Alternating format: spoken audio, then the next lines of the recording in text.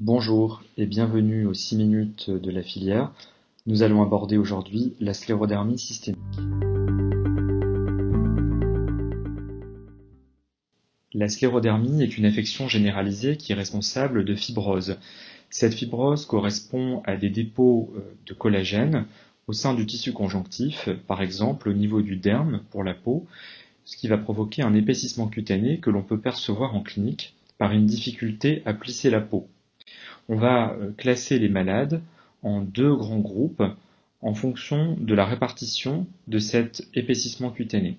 Les patients avec une forme cutanée limitée pour lesquels la fibrose ne dépassera pas les coudes et les genoux, et les patients avec une forme diffuse pour lesquels la fibrose peut atteindre le thorax et le tronc. Cette pathologie va aussi atteindre les petits vaisseaux sanguins, ce qui explique que la quasi-totalité des patients vont présenter un phénomène de Raynaud qui correspond à une décoloration paroxystique des extrémités, en particulier des doigts.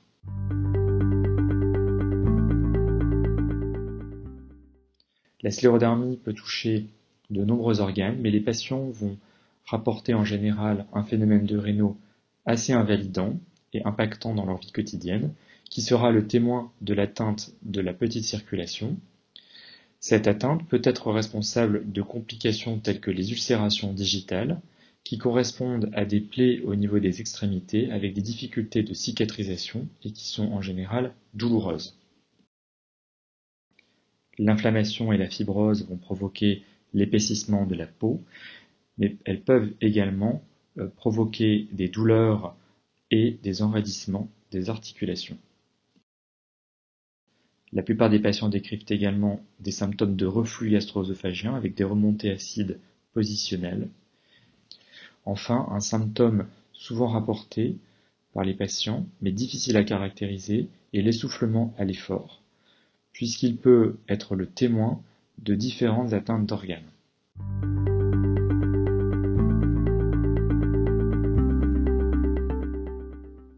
Il s'agit d'une pathologie à prédominance féminine qui débute en général après la ménopause.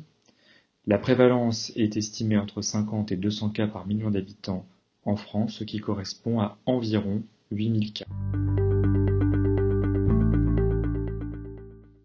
Nous l'avons vu, il s'agit d'une pathologie systémique, c'est-à-dire qu'elle peut toucher divers organes.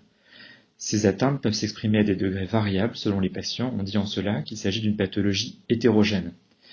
Cette hétérogénéité des présentations cliniques fait que les patients vont rarement se ressembler complètement et que des complications silencieuses peuvent parfois passer inaperçues et vont nécessiter un dépistage systématique chez les patients.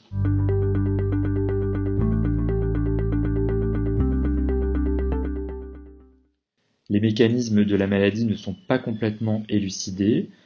On pense qu'il existe probablement un terrain génétique prédisposant, peut-être un rôle des toxiques environnementaux, notamment certains toxiques professionnels, avec une atteinte vasculaire qui semble initiale, où l'on retrouvera une agression endothéliale, puis une inflammation avec de l'auto-immunité, une implication des lymphocytes et des anticorps qui pourraient agir sur les fibroblastes avec une cytokine qu'on appelle le TGF-bêta, qui est une cytokine profibrosante. Le fibroblast va être la cellule centrale qui va être responsable de la sécrétion de collagène qui va se déposer dans les tissus et donc de la fibrose.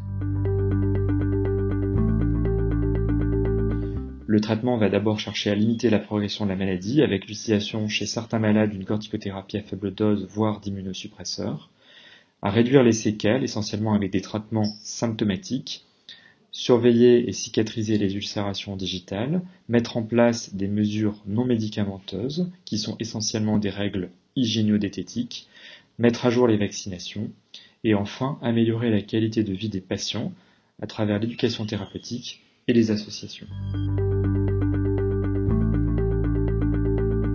Les patients se rendent à l'hôpital en général dans 3 grands cadres. La plupart du temps lors des consultations régulières avec leur médecin référent, où l'on assure le suivi et la réévaluation de leur traitement. On s'assure également de l'éducation thérapeutique.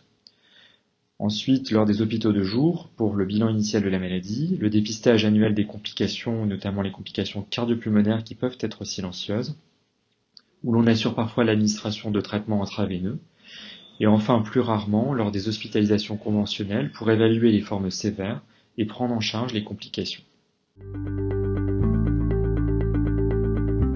La sclérodermie, par son atteinte systémique, peut toucher divers organes. Ainsi, les patients vont pouvoir présenter de nombreux symptômes, des symptômes parfois évidents car liés aux atteintes visibles, comme les douleurs articulaires, les symptômes liés à la fibrose cutanée, au phénomène de Raynaud, et parfois des symptômes moins spécifiques, comme la dyspnée ou la fatigue, et parfois certains symptômes un peu tabous, comme ceux qui ont trait à la vie sexuelle ou à l'atteinte digestive. Ainsi, la vie sociale, la santé physique, la santé mentale et la vie personnelle du patient peuvent être impactées par la maladie et seront à évaluer lors des entretiens avec les patients.